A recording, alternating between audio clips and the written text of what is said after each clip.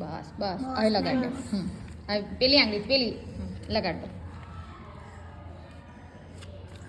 અહીંયા ફેરવી દો થોડું. હા હા આ વધારે છે ને.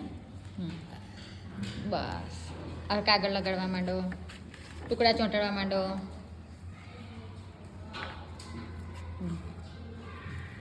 સબાન લગાડવા માંડ બેટા.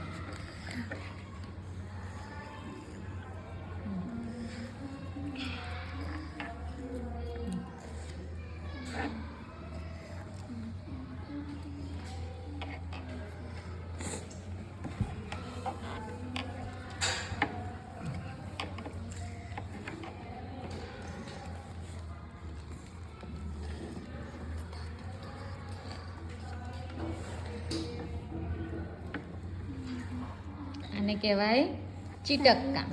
શું કહેવાય? ચીટક કામ.